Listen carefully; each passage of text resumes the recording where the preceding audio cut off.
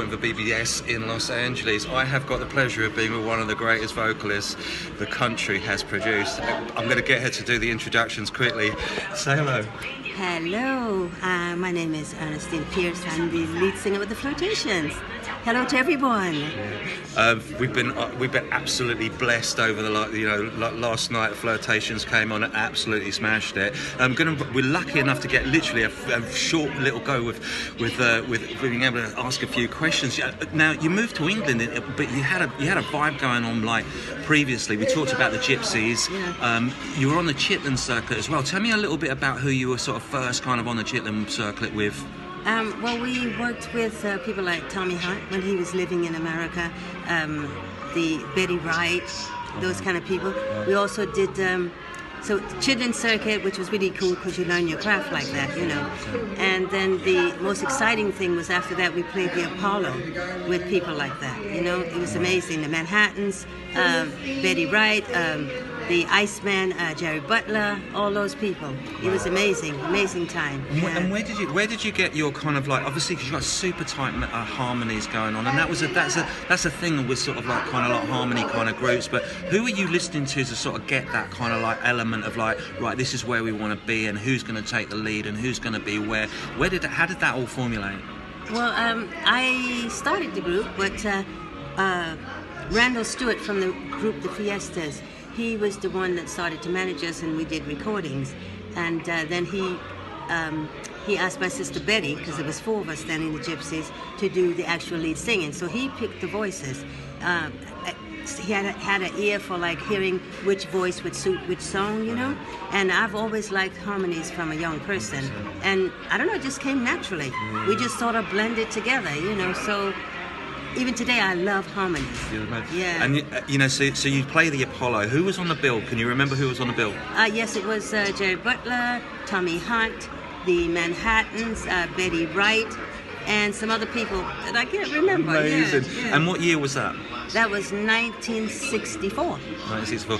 So and is that the pivot that basically makes you kind of, you play the Apollo, but suddenly you want to come to London? How did that happen? Well, that happened because we had an audition with Motown to, you know, put us on their label, but then we had a rethink because, I mean, they had so many groups, and we didn't think that was going to work for us. And during this time, soon after that, the Beatles came on the scene, and we thought they were fabulous, and we thought, oh my goodness, they're coming from this country.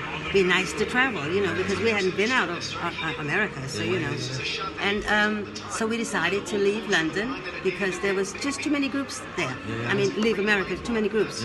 And we came to London and found out there was only one group here called the Paper Dolls. And what were they? Were they sort of soul kind of crew? Or? No, just they had a song called Something Here in My Heart Keeps Telling Me No. Something like that, you know. Something like that. Yeah, which you've obviously just done 20,000 times better. So obviously, sort of like, so you come to London, you get signed to Decca. It's a sub of Decca, but you're basically you're kind of hanging out with people like Tom Jones. Tell me a little bit of how that was. What was it like when you first met Tom? Because Tom's like, he's explosive, right? And he's done some great duets. How did you kind of, what was the feeling like when you're kind of like hanging out with those people? Oh, it was amazing. I mean, we had never met superstars before, you know, and he was a superstar. So when we met Tony Waddington and Wayne Bickerton in our manager's office at the time, they asked whether we were a group. We said yes, and that's when we started talking about, oh, you'd be good to record. And that's how the recording started. You know, they were working for Decca, and the branch, dar.ra, a branch of Decca, was looking for new artists, and so that happened like that. Tony Waddington wrote the songs, he and Wayne Bickerton. It was produced, and Tom Jones was on the label, and he also we recorded a ballad called Can't Stop Loving You. He loved it so much that he recorded it as well. So his was released and ours wasn't, but that was fine, you know.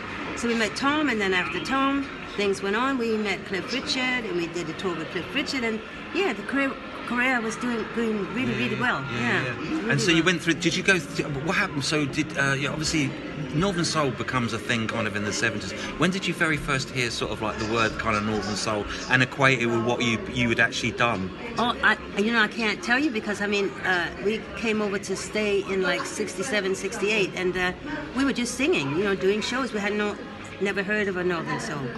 And then there was a guy, Ian Levine, of course, we met him. He started recording us, and I think that was our first introduction to Northern Soul. And then we met Russ Winstanley. So can I just stop you? So what year did you meet Ian Levine? Oh God, I don't That's know. important. It was years. I'm just not good with dates, but I mean, it would have been 70 something. Yeah, 70 something would have been like just before the club closed, the Wigan Casino, yeah, because we played Wigan Casino, I think 2 or 3 times, and it had been a few years just before they closed.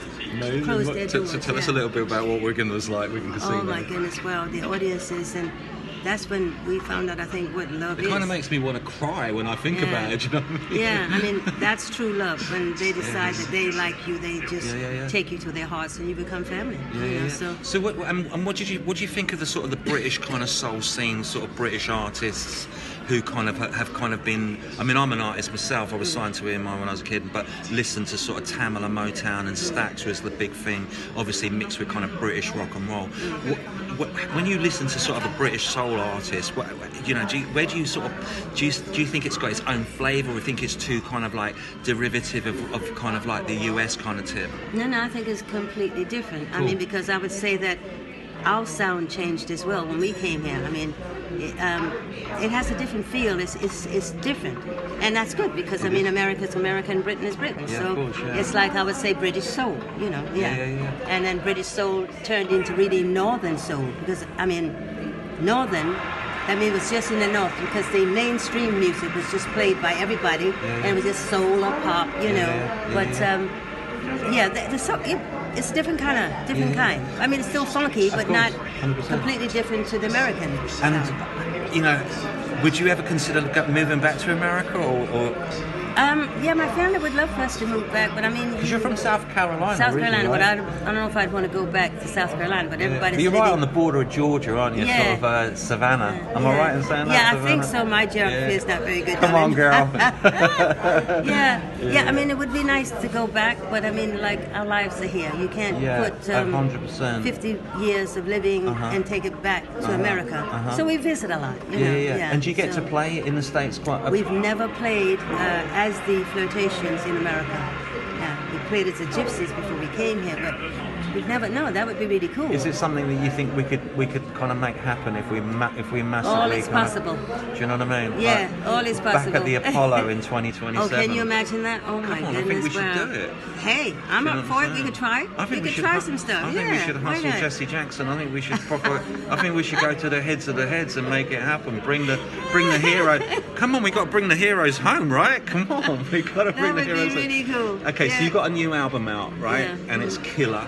We heard a bit of it last night. Mate, if you haven't bought the album, tell us what the album's called and how it came about. The album is called Still Sounds Like the Flirtations. And it still sounds like the Flirtations. There was a guy called Ben Rice, a producer in Brooklyn, America, and he heard Nothing But a Heartache, and he wanted to record the people that recorded Nothing But a Heartache. So he came to London with and met Adam Glenn, our media person, and the next thing we know, we're writing songs together, and then we're in Abbey Road Studio. Cool. I mean, that was amazing. Which one? Are you in Studio 1 or Studio 2? Was it? It was a small one, right, okay. But we sung on John Lennon's mic, Heaven, Yeah. Really, really cool, yeah. Lovely. So the album is released, and it's a great record. Yeah, I think it's some of our best work, because we did Sounds Like the Flirtation, but didn't do a lot of recording after that, some high energy music and that kind of stuff, like Earthquake and all that, but this album, I really have faith in it, so hopefully... I think you're great. And I think it's something, in terms of, it's something that hasn't got a sell-by date. So, do you know what I mean? It's going to be one of those growers that just keeps on growing, you know what I'm saying? Yes, I hope you're so. You're not making records to sort of like, to compete with kind of, No, just with making soap music, tape. Do you know what I mean? Like you're making records that are going to be like that. They'll be collectors features, like what you signed today. Yeah. That'll be on eBay in sort of like 10 minutes time for like. Do you know what I mean? So okay, so album's going good. You're doing some shows. I want to know, how do you keep your energy? Because last night that was nuts. How do you do it? I mean, there was a moment there you were going like, okay, hold, just bring it down, guys, bring it down. You know what I mean? And just let me get through it. But how do you do it? You know, I don't know. I think you know. I think that it's just something that happens when you feel the music in your soul.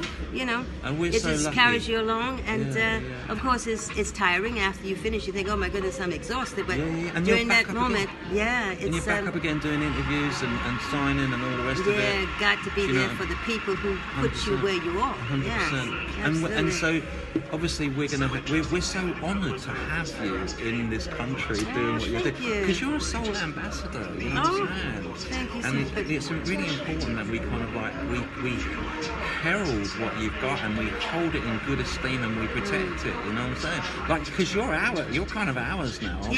We've kind of stolen you from the end. You know what I mean? We're not going to give you back now. Do you know what I'm saying? But it's important, sort of like, you know, what you're doing to bring that legacy, to bring the records to the public. Do you know what I mean? And not handing, because you still got the baton, right? Yeah. But you kind of like, you know what I mean? You want to make sure that the next gen are going, look, you got to work for this baton. Yeah. You know what I'm saying? You got to have to kind of compete with us. We're not giving it up that easy. Not easy. And that's what you're doing with that. You're keeping the bar set really super high. Do you know what I mean? And you know, obviously I could talk you through ever about music, and I know you got to get back to London. Gotta Do you know get what I'm back to saying? London. But thank you so much. Pleasure. You know, it's been. I mean, I'm buzzing just to meet you. Nice to meet you God too. bless you so much. God bless you. And you God bless keep your spirit super high, and we're going to be tuning in to your records on this show. I'm going to be doing a special feature on the Flirtations. Thank you. That's starting amazing. with Nothing But High, and then we're going to be playing your new records as well. Do you Thank know you what I mean? so And I much. just want to say, I can't wait to see you again.